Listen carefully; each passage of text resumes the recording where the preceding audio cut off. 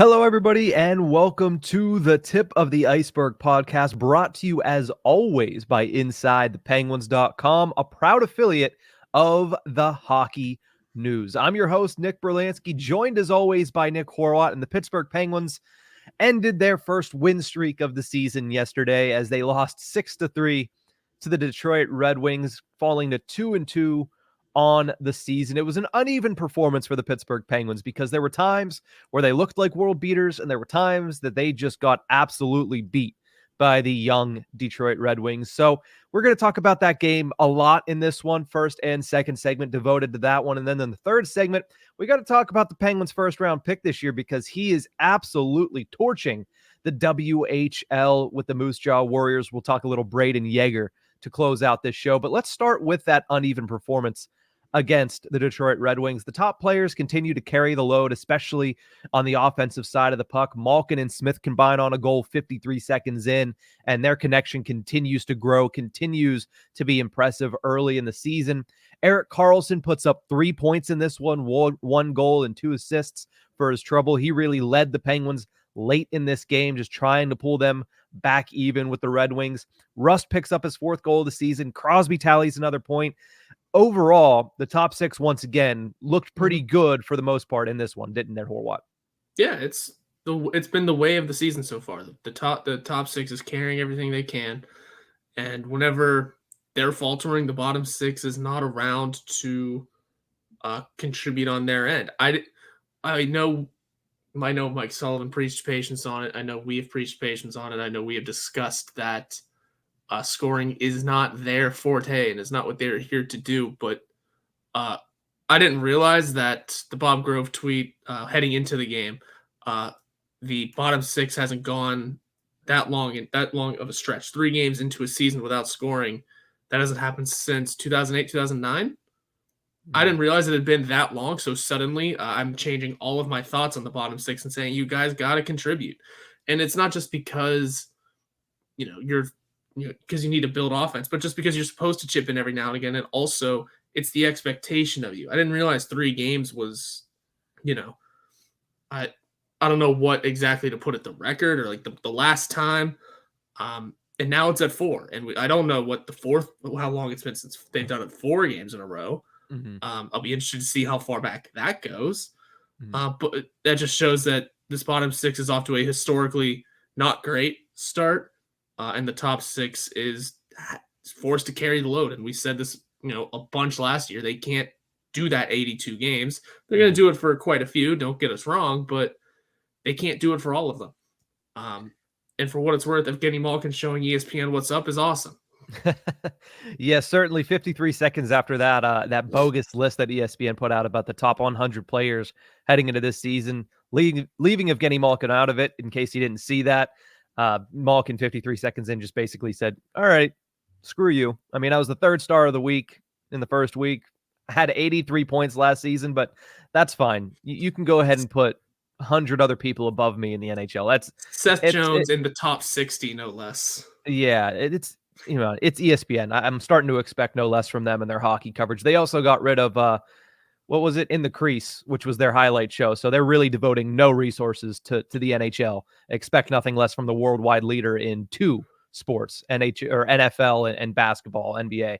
Other than that, they don't cover anything. So, I know. I had to watch the rest of the playoff game last night in MLB. The Astros and Rangers. I had to watch it on TBS.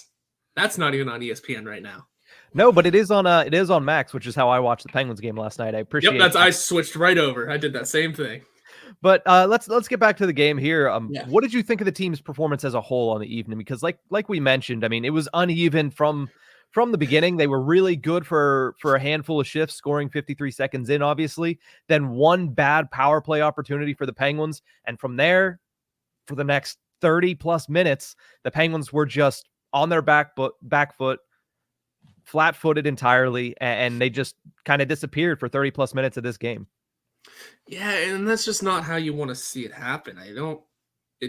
Overall, I'm not going to say it was a great game just because, that third period that was good. Well, that's what we really wanted to see, especially from Erik Karlsson coming up and finally really staking his claim with this team. And he's here. He's going to produce pretty well offensively. That was a great goal. I didn't realize he had 2 assists, so that's even better. But it's not going to be looked at as a great game because of that whole middle portion, and also because you couldn't capitalize on the momentum gained with the scoring in the first minute. Those are the types of things that were big downfalls of the team last season, just not being able to produce offensively after gaining a lead, as small as it may have been. It's like they couldn't handle it. That, I don't want to say blown power play opportunity, but that lost power play opportunity just tripped them up, and they were never able to regain their footing until it was too late. How many times have we said that? That's kind of the impression I got from that game. It is still too early in the season to actually panic on this team. Yeah. But, you don't want this. You just don't want the same discussion we had after game 1. You don't want the same sort of downfalls from last season rearing their ugly faces again. Not that this one is as obvious, but there is still a little bit of a, how many times have we put on the late push and it's just not enough because Ville Husso is a good goalie. And it's not like the Detroit Red Wings are a bad team. I don't think they'll be playoffs this year, but they're no slouch anymore. And, a lot of people are high on them. I get that, but those are still teams you have to beat. The Blackhawks you have to beat. You did beat the Capitals, good. You did beat the Flames, who might be better this year, good. But you also still have to beat the Red Wings because they're still a beatable team. And you got tough competition coming up. Yeah, I mean, the Atlantic Division, there's a lot of hope for a lot of teams in that division heading into this year. Obviously, you have the hierarchy of the top 4 that have always been up there, at least seemingly, for the past handful of seasons in Florida, Toronto, Tampa, and Boston. And then you have these young teams, these Ottawa Senators teams, these Buffalo Sabres teams, these Detroit Red Wings teams that are all on the ascension. They're all young teams with a lot of star potential, a lot of star players. And you saw that last night with Alex DeBrincat just absolutely torching the Penguins on multiple occasions in that one, picking up multiple goals. He has 5 goals in 4 games since joining the Detroit Red Wings. It's a good team. And you mentioned it. Ville Husso, he was the reason they won that game at the end of the day because they capitalized on the Pittsburgh Penguins not playing well in the second period. They put up a 3 spot in the second, going up 4-1 heading into the third period. And that's when the Penguins turned it on. And here's the thing. The Penguins in the third period, they looked amazing. Like you couldn't ask for much more from the Pittsburgh Penguins as an entire team in that third period. The only problem was you entered the third period down 3 goals.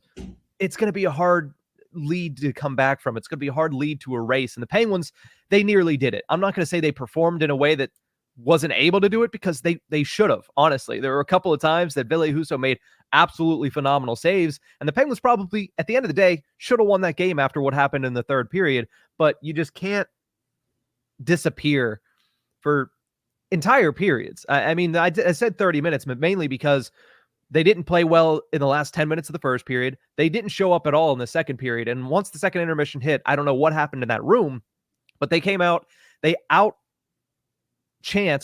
the Detroit Red Wings 13-1 in the third period. They had 25 shot attempts for, 6 shot attempts allowed in that third period, and controlled 83% of the expected goals, and that's all according to Natural Stat Trick. I mean, they played extremely well in the third period. The only problem with that third period to me was it was, again, the same exact players. It was the top 6. The bottom 6, the third line barely got any ice time, and we'll talk about it in the second segment. The third line was switched around in that game. The third line was so bad that the fourth line was the one that was put out there with 2.5 minutes left because Crosby's line couldn't go, Malkin's line couldn't go. So it's Jeff Carter, Jansen Harkins, and Nola Chari that are out there with 2.5 minutes, and that line lost all the momentum. And for the first time in that period, it seemed like they were in their own zone for a shift. You can't have that. You need to continue to keep sustained pressure. You can't give them any room to breathe, especially when you're trying to erase a 4-1 deficit. And at that point, it was 4-3. You were so close to getting that 4th goal, tying it up. And I said it last night on the Ice-Burgh recap. If they would have tied that game up, I have a hard time believing they would have lost that game in overtime. You never know what could have happened. But at the same time, the momentum was just all in the Penguins' favor. It was a really stellar third period, probably the best period of hockey that they've played. But it goes by the wayside because you come away with it with no points. And at the end of the day, it's a 60-minute game for a reason. You can't just play 20 minutes like that and expect to win. Yeah, I pulled up the shift chart here for that final period, and between that third line of Drew O'Connor, Lars Eller played a decent amount of time because he's going to do that. He's here to bring the offense from that bottom six. He just hasn't done it yet. He hasn't done anything yet, personally. We can get to that in the second segment, but yeah. Exactly. But then you look at Jansen Harkins, who played 4 shifts. 3 of them were just a couple of seconds long, it looks like. And his last one came well before that third goal was scored. So he didn't see the ice for a fair bit. It looks like about 8 minutes left in the game. And Drew O'Connor had also just 4 shifts, but only 3 of them came before the empty netters. He was out there after the second empty net goal to just kind of close it out. Those sort of situations where you give up 2 empty net goals. By the way, that one was offsides. Sorry, it was. Yeah. But we don't need to dwell on that. So essentially, he had 3 shifts. He had 3 shifts of importance. So, and I don't know what it means that line is getting, put in the doghouse, but the fourth line is still getting trotted out because they haven't looked much better. I mean, when you're a fan, what breeds more confidence? The line of Drew O'Connor and Lars Eller, especially considering the camp that they had and the preseason they had, or Matt Nieto, Nola Chari, and Jeff Carter. I mean, I know which line I'm saying, and I get that Matt Nieto and Nola Chari are new faces. They might be able to do something. And Jeff Carter's had a couple of breaks, but nothing's going in for any of these guys, all 6 of them. Yeah, I would say last night, I do agree with that, though, because Jansen Harkins we'll talk about in the second segment. I'm not sure how much longer his leash is, but Drew O'Connor and Lars Eller haven't been much better this season. And while, yes, on paper, I look at those names at the third and the fourth line, and you'd prefer to have the third line out there, especially if you watched the preseason and saw Drew O'Connor put up 4 goals and Lars Eller looked pretty good in a lot of the preseason games. But if you watched last night, that third line gave you nothing. At least in the fourth line, I thought Matt Nieto put together a half-decent game. I thought that he was noticeable in positive ways throughout the night. And I thought Jeff Carter had multiple opportunities. So when you look at it that way, yeah, it makes sense that Mike Sullivan would send that line over the boards because Harkins and Eller and O'Connor haven't showed anything through 3.5 games up to that point. And at least you've gotten a heartbeat in some instances with the fourth line. Not that it's an ideal situation. You never want to have to rely on your fourth line over your third line for offense. It's just not how it works. It's not how it should work, at least. But, last night, Jeff Carter had a couple opportunities. I thought Matt Nieto had one opportunity. Nola Chari has kind of just been floating around the offensive zone. He's not the guy that kind of puts the puck in the back of the net. He's more of a net front presence for that line. So I agree with that decision last night, personally, and I don't want to parcel out every decision that Mike Sullivan made, but, I agreed with that last night in the essence of your top 2 lines needed a break. They played the entire third period up to that point. They erased a 3-goal deficit and made it a 1-goal deficit. You needed somebody to go out there, and Eller and O'Connor were not providing very much, and at least you saw something from Jeff Carter, although his shooting percentage at this point might be a negative considering the opportunities he's had in the last 2 games and not been able to contribute. It helps when you hit the net at least, which he did last night, which I thought he had that one for a split second. It was the breakaway goal. That worked. Yeah. It was a move that worked, but so close. And again, like we said, Ville Husso's a good goalie. And he was last night, certainly. Oh yeah. Yeah. And that's a huge boost to the Red Wings. And just, if you're the Penguins on that end, you have to try and just keep finding those ways. Ville Husso looked calm and very collected in the net. That one shot that he saved on Carlson, it was after Carlson had scored and he had another great opportunity. He looked like he did that with ease. There was something special about that save for him. But as for the Penguins, I mean, it was a tough look overall. And it's like we said, it sucks that you can't have scoring confidence in your bottom 6 lines. That was the bread and butter of the Penguins' success for so long, is that ability to roll 4 lines. The ability to roll 4 lines. How many times have you heard that? We can't do that now. They weren't able to do it last year, and so far they're not able to do it this year. Like I mentioned, I didn't realize 3 games was the stretch to overtake 10 years ago, 15 years ago almost. Mm-hmm. Yeah, that was he mentioned that was the 2008-2009 season. That was the year Tyler Kennedy scored in the opener, but Tyler Kennedy was the second liner. Shout out to Bob Grove. I love those stats. And also shout out to Mike Zigomanis, who ended that one. Oh, yeah. We talked about on Tuesday who's going to end it for the Pittsburgh Penguins. There were a couple times last night I thought I was going to be able to take a victory lap with Jeff Carter, but at this point it doesn't seem like finishing ability is in his toolbox. But we're going to take a quick break. When we return, let's talk a little bit more about the bottom six. Sullivan played with the lines a little bit. Is that something we're going to see carry over to game number 5, or is it something that he was just trying to spark? We'll talk about that after the break.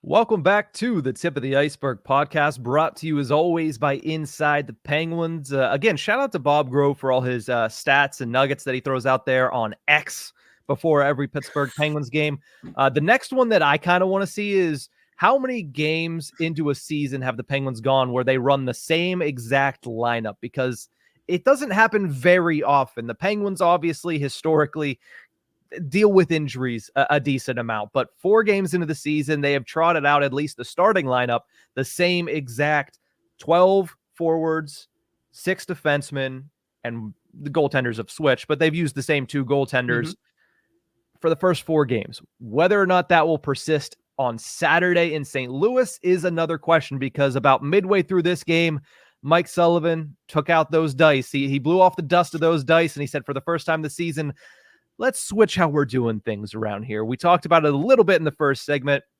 It was the first on-ice sign that Sullivan's starting to get a little discontent with the Pittsburgh Penguins bottom 6. He dropped Jansen Harkins to the 4th line, promoted Matt Nieto to the 3rd line. As you mentioned in the first segment, Horwat, he even had Matt Nieto playing 4th line and 3rd line, double shifting him a couple times in that third period. He played the 4th line over the 3rd line late in the game, down 1. We talked about that a little bit. Saw that a lot last year. Never a good sign if you're doing that, because that means you have absolutely no faith in your 3rd line to, 1, produce any offense, and to 2, keep the momentum and stay out of your defensive zone. I know the 4th line didn't stay out of the defensive zone, but at least they had produced a little bit of offense and a little bit of opportunity in that game. I want to specifically talk about Jansen Harkins. We talked about him on Tuesday. Beating a dead horse here at this point, it almost feels like, but we talked about how short his leash could be through the first 3 games because he hadn't shown much. Feels like it got considerably shorter last night, and he just doesn't look like an NHL caliber player to this point. How long do you think, like, did it change from Tuesday to Thursday now after seeing that on Wednesday? Did your opinion on Jansen Harkins' leash change at all? I don't even remember what I said on Tuesday, but I can at least tell you in my head I had not been the biggest fan of Jansen Harkins. I don't want to say since he got here. He earned a spot, definitely.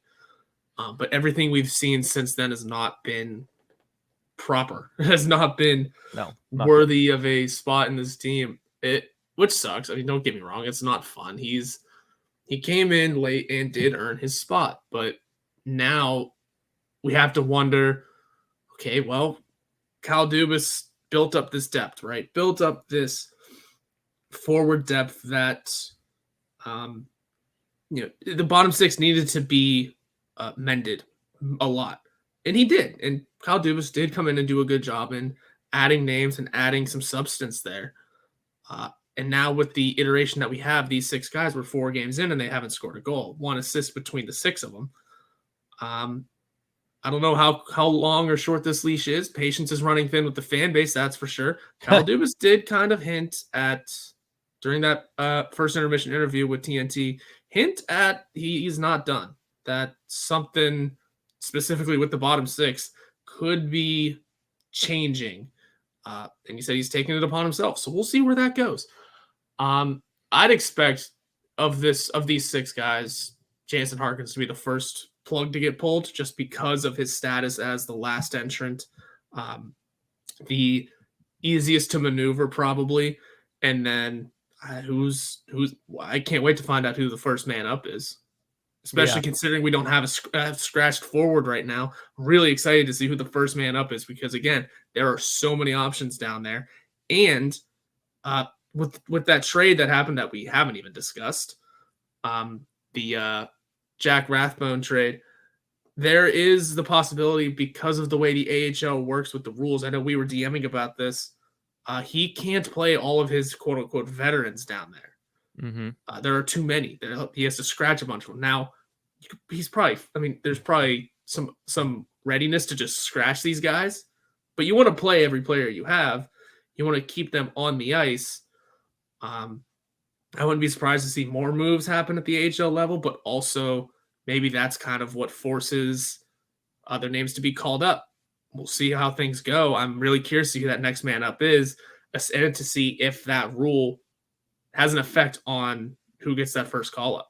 But I think Harkins' leash is short. At least it really should be getting yanked as we speak. Yeah, it's certainly getting a little bit shorter as we speak. Every time it seems like he goes out there onto the ice, it gets shorter and shorter. But he's not the only problem on that line. No, not at all.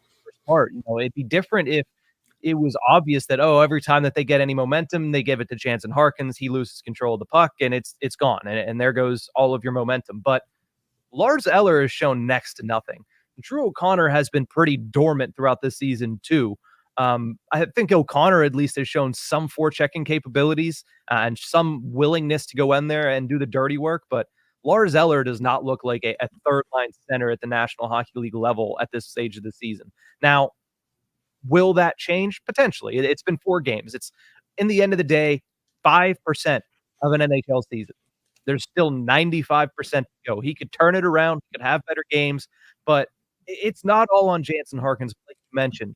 That is the easiest plug to pull. That is the one guy that if you're going to put somebody on waivers, because if you're going to make any changes, somebody has to go on waivers. The Penguins don't have the salary cap space to just pull somebody up from the minors, and everybody at the NHL level has to be placed on waivers before getting reassigned down to Wilkes-Barre. So somebody has to go on waivers if they're going to make a change. So keep an eye out at 2:00 today, maybe. If Kyle Dubas was hinting at it that he was going to do something immediately, that would start at 2:00 today with somebody being placed on waivers. I don't know if that's what he's going to do. I don't know if the leash is that short on Jansen Harkins in the third line, but I do think that the line in its entirety has not performed well to this point of the season. I don't want to put it all on Harkins because while he hasn't been good, neither has Eller and neither has O'Connor.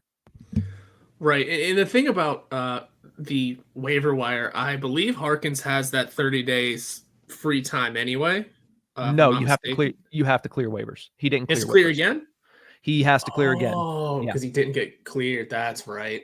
Yeah, he has to be put on waivers once again. If the only way that he can go to the AHL without having to clear waivers would be if he was placed on waivers by the Penguins and the only team to claim him was the Winnipeg Jets. Then they could send him through waivers to the AHL. Okay, well then past waivers, he doesn't have to go through them. But yeah, he does need clear waivers. Well, and you know what? And I don't mean to sound really off-putting and rude here, but you picked him up for nothing. If you lose him for nothing, so be it. But again, that's just because we have so many guys that also, because of that waiver thing I just mentioned, have that freedom. Yes. You can utilize that a little bit more with a bunch of other names. So again, thank you. Maybe it is a thank you for your service, Mr. Harkins.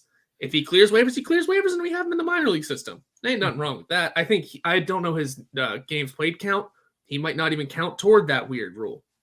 Things I need to look into. But like I just said, it's a little rude to say, but he comes in. He isn't great. You brought him in for nothing. You can drop him down for nothing. If you lose him, it's no big deal, at least in my head. Mm-hmm. And the Penguins have all those names. Vinny Hinostroza. If you want to pull up Andreas Janssen, you can pull up Andreas Janssen. Radim Zahorna, Alex Nylander. You have all those names that you can just bring up, send back, bring up, send back as much as you want for about another 15 days. So the options are there. The opportunities are there. Mm-hmm. The Penguins have guys in the system that they like a lot. Kyle Dubas said he expects Alex Nylander to be a regular NHLer by the end of the season. Mm-hmm. Started early. This bottom six needs an offensive punch, man. It does. It does. 206. Sorry, I'm doing some math here. 306, 360 some. So yes, technically Jansen Harkins would be considered a veteran player at the AHL level. So the Penguins currently have 6 at the AHL level. The rule is a veteran to be a veteran level at the AHL. You have to have played more than 321 or professional games, including the National Hockey League, American Hockey League, and European Elite League. Jansen Harkins has about 360 because he's played a little over 200 at the AHL level, and he's played 158 at the NHL level. So he would be considered a veteran player. So if you send him down and bring another veteran player up, you're still in the same situation with 8, and you can only play 6 at a time at Wilkes-Barre. Hey, you know what? We're gonna have to. That's a rule we're gonna have to keep an eye on because we, as much as we enjoyed what Kyle Dubas did this offseason and bringing in all these, names that have NHL experience, we did all that enjoyment without realizing there's a rule like that in the AHL. Yeah, maybe it sounded familiar. The second I saw someone tweet about it, it had sounded familiar. I just totally forgot about it. Well, the Penguins have gone young for so many years at the AHL level that it has not been an issue. Yeah, it had been young and inexperienced. Not even just young; it had been young and inexperienced guys. But hey, you know what? Things we learn as we go along here, and regardless, it should the AHL team should still be really good. Oh, also Colin White's there. There are so many names and options down there that the Penguins. I said this before. I said the offense thing all season. The bottom 6 is improved, yes, defensively, but for the love of God, it is time to, and now that we're 4 games in and they haven't scored, find an offensive punch down there. Screw the defensive game. If you need one person who can score down there and doesn't play defense, so be it.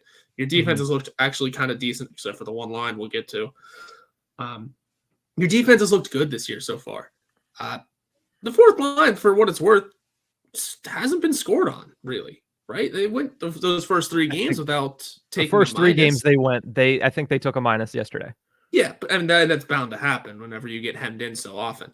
Yeah, but they went the first 3 games without getting scored on. Throw an offensive juggernaut, maybe not a juggernaut, but throw an offensive name onto your third line.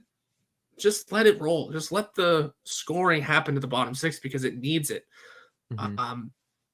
And you have the options. You have a lot of options you're proud of. Utilize them. Yeah, I think Radim Zohorna, in my eyes, would be the first call up there because I think he's shown a little bit of offensive punch, but also he's a big guy.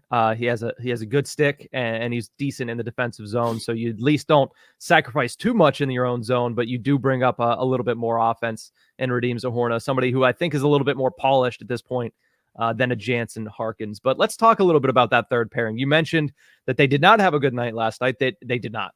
They were absolutely horrendous last night. That is P.O. Joseph and Chad Ruhwedel. One of those 2 were on the ice for all 4 Red Wings goals, of course, ignoring the 2 empty net goals because, what are you going to do? But they were on ice as a pairing for 2 of the 4. The other ones, Joseph was on the ice for a 5-on-5 goal where Ruhwedel wasn't. That's a horrible name to try to say on a continuous manner. And then Ruhwedel was on the ice for a penalty kill goal allowed. So not a good game there. They were fine the first 3 games. I see a lot of people saying that they've been horrible all season long. They had, 70% of the expected goals through the first 3 games.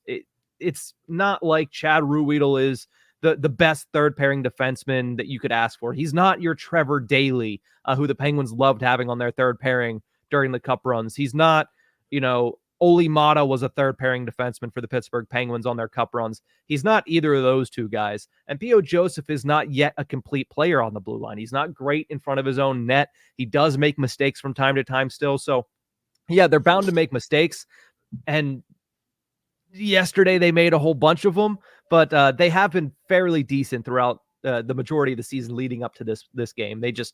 They certainly didn't look good last night, though. It was certainly a night to forget for both of them. Oh, for sure. You have to figure, first of all, they're not going to be noticed as much because they are the third pairing behind Erik Karlsson and Chris Letang. Yeah. Who, by the way, combined for 51 minutes, over 51 minutes of ice time last night, those 2. Yeah. At least on the right side, Chad Ruhwedel only has about 9 minutes to play with. 10 minutes to play with a game. And it doesn't help that he played 8:59 last night and was notched with a -2. Yeah, and gave up a third goal on the penalty kill. Yeah, one that he probably could have prevented if you watch the replay. That's the problem. It's not like they were just bystanders in this either. They were at the center of the play in all of these goals. Yeah, so that's an extremely tough look. Like I said, it's going to be tough for Chad Ruhwedel to find ice time and to find notoriety. You're going to go through times, especially because you're playing behind those two, where you're just not getting noticed. And that's just going to happen whenever there's so much to see during a hockey game. And like I said, Chris Letang and Erik Karlsson are combining for 50 of the 60 minutes. Yeah. You're not, that's just how it's going to happen. You're not going to get noticed. But when you are getting noticed, and we say this too when it comes to defensemen, the name of your game is to not really be noticed, and it is to just play your position, be stout defensively, at least in Chad Ruhwedel's spot here. Play stout defensively, don't allow goals, and don't look obvious. And he's looked obvious. So I can see where people say that he hasn't looked great. And Mike, we asked about Jansen Harkin's leash. I asked you about this one. How long is Chad Ruhwedel's? Because let's just be honest, he was a threat to not make the team this year. Before we sent away Mark Friedman, we had that option there.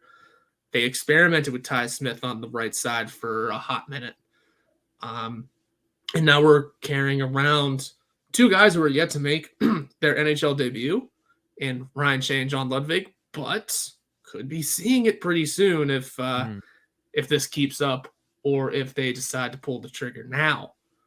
Yeah, I'd be interested to see what they can do in the NHL, especially John Ludwig. We've gotten no looks from him, but I don't know if experimenting with it in the regular season is worth anything. Ryan Shea I'm interested in, though. Yeah, I'm not seriously considering the thought that he's going to lose his job. Do I think that maybe they'd sit him down for a game or two to see what they have in Ryan Shea at the NHL level? Yeah, I think they might experiment with that. They might, tinker with that a little bit. The interesting thing is both Ryan Shea and John Ludwig are lefties.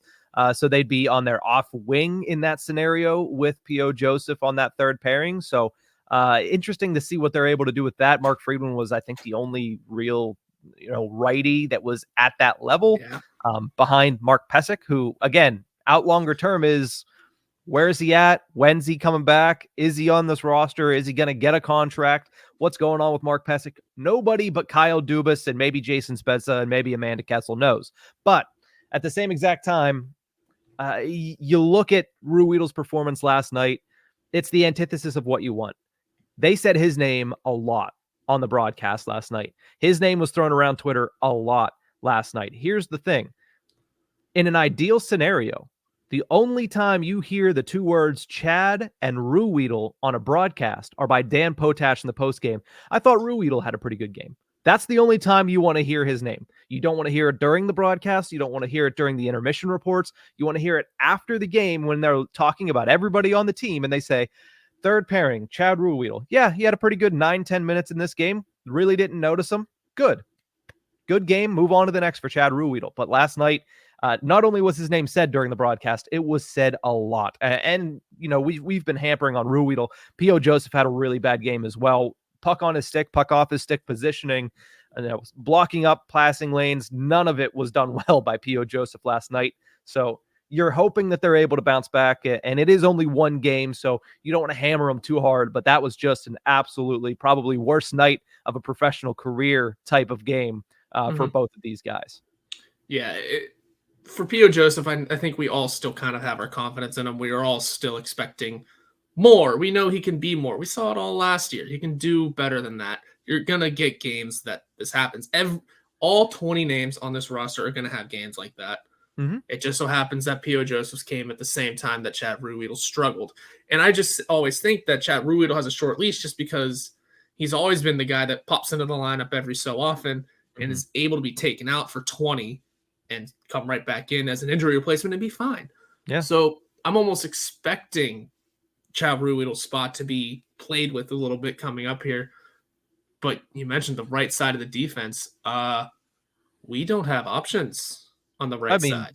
Unless people play their off wing, which I think is expected.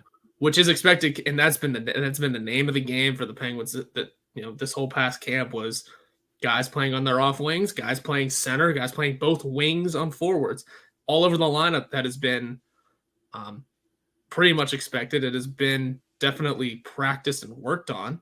But if you needed a true right-hand shot defenseman to step in for Chad Ruhwedel, do you want to know who I would think the next guy up is? Taylor Fedun?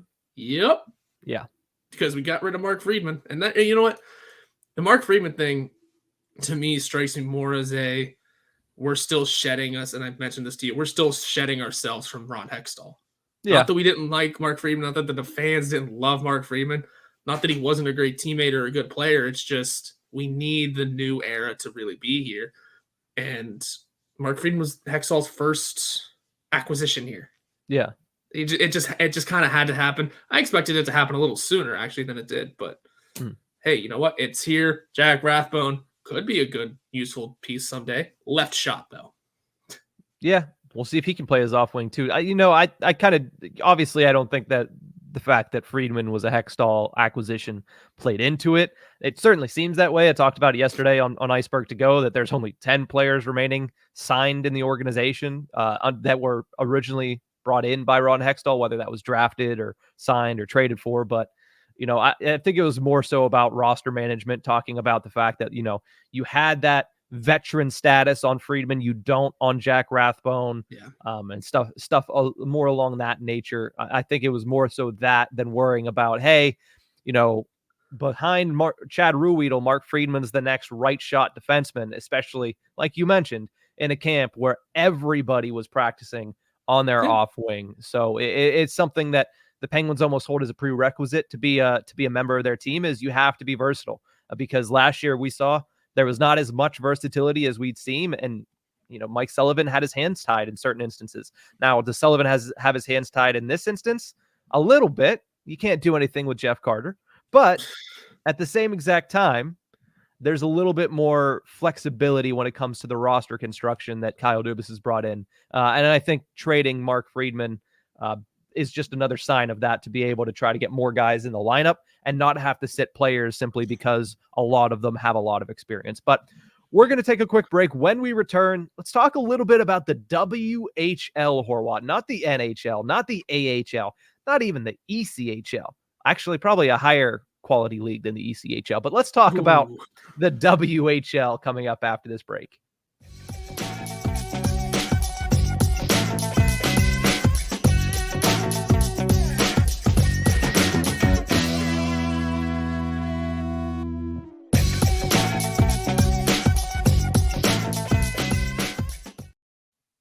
Welcome back to the Tip of the Ice-Burgh podcast, brought to you as always by InsideThePenguins.com. That was about 35 minutes of bashing on the bottom six again. I'd prefer to not do that, and it's still only 4 games into the season. So, I mean, at this point, it's probably a bad time to put this disclaimer out there, but don't overreact. It is 4 games in. React accordingly, because there's still a lot of season to go, but probably should have, let off with that one. But you watch what you saw last night, and it's the same thing that you saw in game 3, same thing you saw in game 2, same thing you saw in game 1.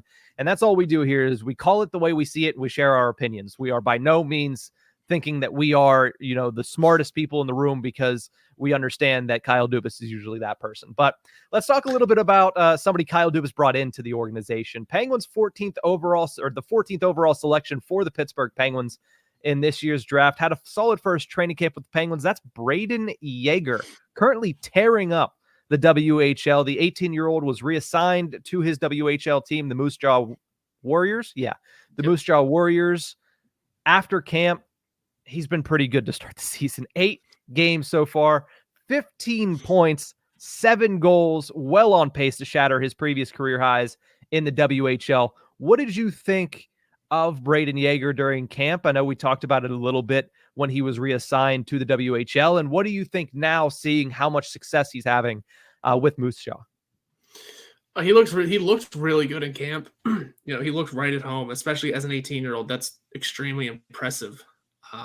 First time, playing around some big professional hockey players, it didn't look out of place. He showed to have some skill. It all started with the prospect challenge in Buffalo, and it tailed into the camp and some preseason games. Didn't look out of place one time. I know we don't like the shootout. I know fans don't like the shootout, and Evgeny Kuznetsov continues to drive that point home. But Brayden Yager scoring on the shootout against it was Aaron Dell, but against an NHL caliber, if you will, goalie, that's something to really write home to, and something to really keep an eye on and look forward to with Brayden Yager. And then he's only gone on to really drive home the fact that he's going to be a top prospect for this team until he's ready to graduate to the NHL. I mean, that could be far sooner than we all expected. I don't know exactly what his timeline is. I don't know what the organization thinks his timeline is, but he's looked really good so far. I mean, those in just 8 games, 15 points, that speaks for itself, right? And not only that, but at least Moose Jaw, and I don't know how the WHL works, he probably won't play penalty kill here. He's picked up a couple of shorthanded goals along the way. He's playing all areas of the ice down there for them. And it's been impressive to see that he looked really good at camp, looked really good around NHL players, and only looks better heading back to play against his peers. Yeah, heading into the draft, the one thing that was said about Brayden Yager was that, he had a down season statistically in his draft year with Moose Jaw, but that was because he was focusing in on becoming a 200-foot player. He's focusing in on performing well in his own zone, being better, being more defensively responsible, being more complete as a player. And that's only going to lend itself to a quicker trajectory to the NHL, because what's one thing that Mike Sullivan can't stand? A forward that does not care about the defensive zone. So if the fact that he was doing that before he was even drafted by the Pittsburgh Penguins already probably puts him ahead of some of the prospects in the system, like maybe a Valtteri Puustinen. I'm not saying he's ahead of him now, but certainly the timetable is probably a lot quicker than a Valtteri Puustinen. Also because of the fact that Puustinen was a 7th rounder, Yager was a 1st rounder. So that obviously plays into it as well. But nice to see this year that he's trying to bring it all together. Not just, hey, my offensive numbers dipped because I was playing more defense, but now seeing, can you continue to play defense and get those offensive numbers back up on par? And like I mentioned, currently on pace to absolutely shatter all of his career highs at the WHL, on pace for over 100 points and on pace for over 60 goals. I think it's 68 goals is what he's on pace for, because he has 8 and 7 or 7 and 8 or whatever it is. He's on pace for over 60 goals this season at WHL. It's impressive. So Yager is quickly becoming the most anticipated prospect in the Pittsburgh Penguins system in years. Yeah. My question to you is, when is the last time there's been this much hope about a prospect for the Pittsburgh Penguins? Honestly, that's so extremely hard to really say, because there hasn't been a lot of hope. There hasn't been a lot of hope in recent memory. And then, you think back, okay, Sidney Crosby's the easy furthest back you could go, right? That was the obvious, maybe even Evgeny Malkin, because he didn't play Crosby's rookie season. He was drafted the year before, but maybe even Evgeny Malkin. But you think of all the years after that, I mean, Jake Gensel and Brian Rust were a couple of good prospects, but unless I just wasn't paying attention, which is very possible, I don't know how highly touted they were being looked at, within the organization. It seemed like there was a good buzz around Gensel, and then he came and scored twice. That's a good start. Matt Murray comes to mind for some reason, because he had that phenomenal season at the AHL level, and then was in the middle of following it up, and then got called up and helped the team win a cup in 2016. Those names come to mind right away, but there's something different about this that says this dude could really lead the team in more ways than one. It's hard to come up with an answer, so I'm going to say this is probably the most highly touted prospect and most anticipated prospect. I'll throw Murray out there because there really was something special about what he was doing at the AHL level. Yeah, even Tristan Jarry, before he was called up, was performing really well at the AHL. And when I look at this and when I'm thinking about this, yes, those guys, once they got to the end of their progression, once they were right in the AHL and performing well in the AHL level, people were excited. But I think most anticipated from like draft day through their first training camp up to this point, I think you have to go back further than Matt Murray and Tristan Jarry. I think you go back further than Jake Gensel, because let's be honest, when Jake Gensel was drafted, when Brian Rust was drafted, was anybody saying, oh man, in a couple of years, this kid has the tools. This kid has the tools. The guys that went quickly from draft through the minors or whatever path they took through juniors and just continued to have that hot eye in the sky from Pittsburgh watching over them. I go back to Olli Maatta. That's what I was about to say. Yeah. I go back to Olli Maatta. He cracked the roster at the NHL level at 19 years old. And we all remember that season. He started at the NHL level, and the Penguins had that 10-game buffer there where they could say, okay, you can still use his junior slide, but you can play him for 10 games to see what you have. Well, he blew past that 10 games. He continued to play until he played 78 games as a 19-year-old at the NHL level, scoring 29 points, including 9 goals from a defenseman. The sky was the limit for him. I think it was a year and a half later, he was playing for the Finnish team in the Olympics. Yep. Something like that. So played a couple of times with the Olympics, I think. He was definitely, to me, that's the name that stands out, is Olli Maatta. But that's still 10 years ago. Yeah. And honestly, Olli Maatta could have really can I type his name? There we go. Could have really exploded into something had he not been derailed by just so many awful things to start his career. Yeah. He had so much potential. Did he even play in Wilkes-Barre? It looks like he played 3 games in the playoffs for them. It's not even like he played in the system. He was drafted, finished off, I think, maybe even just one more season at the OHL level with the London Knights, and which, by the way, that also adds on. The fact that he played for the London Knights adds on to his pedigree because, let's be honest, in the junior hockey sphere, certain teams get extra pushes. The London Knights is definitely one of them. Mm-hmm. So he had the pedigree coming in, and he was ready to prove it right away. I mean, 29 points in that rookie season is huge, especially from a defenseman. Mm-hmm. It just really hurts that next season was derailed and was never able to really regain his footing. Kind of became a scapegoat for a little bit. Won 2 cups, though. He did. Won a pair of cups. Listen, he's 10 years into an NHL career. Yeah. You can't take anything away from that. I mean, we just saw him last night with the Red Wings. I mean, he's a guy that is now he's shifted to being a third pairing guy, but the thought process was, especially after that first season at age 19, was this guy could be a top 4 defenseman. This guy could be a top pairing defenseman in the National Hockey League. And it was that quick ascension that from draft day on, you just kept looking at him and were like, okay, this kid could be special. And it's funny because I think it goes hand in hand with the other player that was drafted in the first round, the same year as Olli Maatta. But Derek Pouliot has certainly not had the same career that Maatta has. No, certainly not. And it also helps that Olli Maatta gets this push because the Penguins just haven't had first-round picks to look forward to. This is true.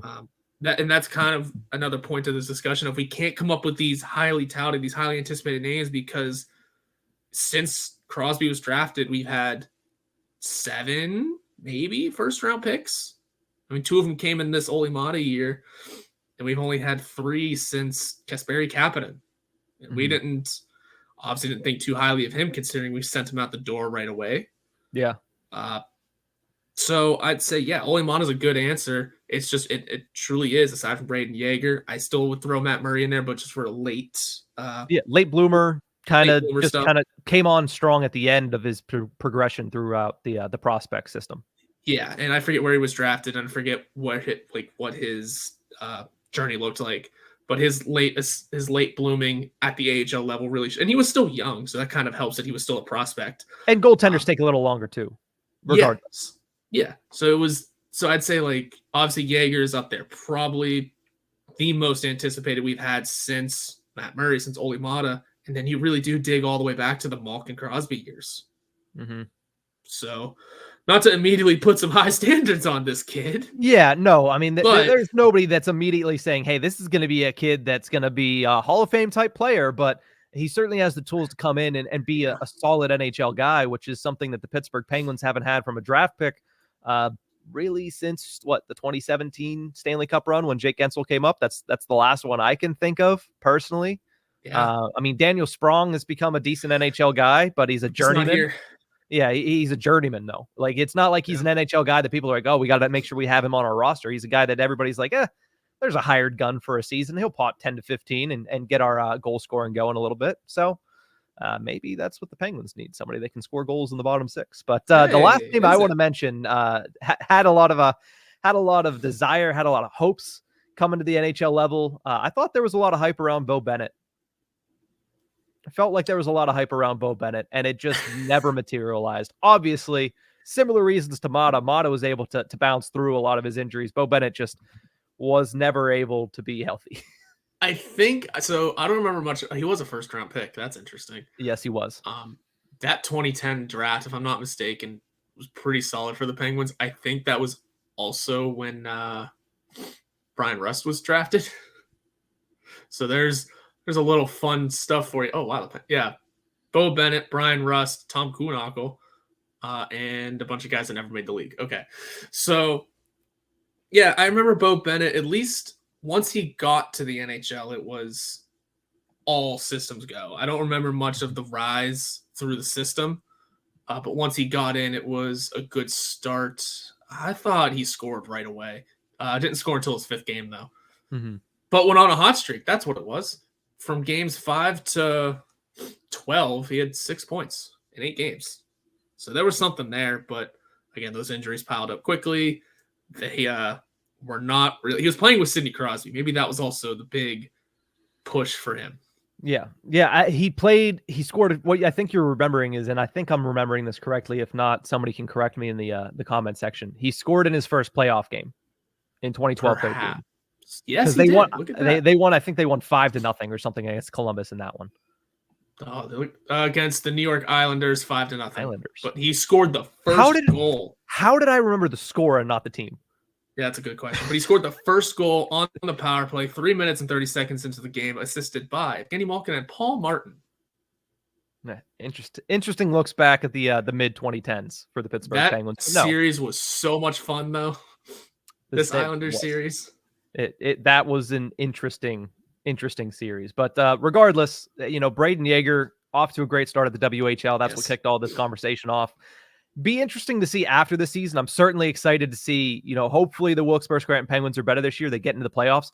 I can't wait to see Brayden Yager play for the Wilkes-Barre Scranton Penguins in the playoffs if Moose Jaw does not advance to the Memorial Cup playoffs. I can't wait to see him come up and get the opportunity to play at the AHL level with some of these guys like, Andreas Janssen. Hopefully Sam Poulin's not there anymore. Hopefully he's graduated by then.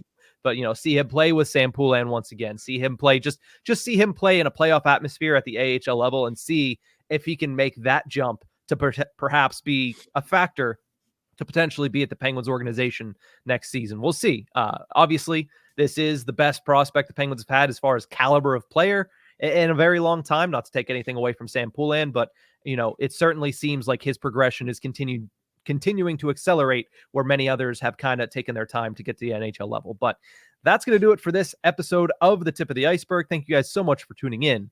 We'll see you next time.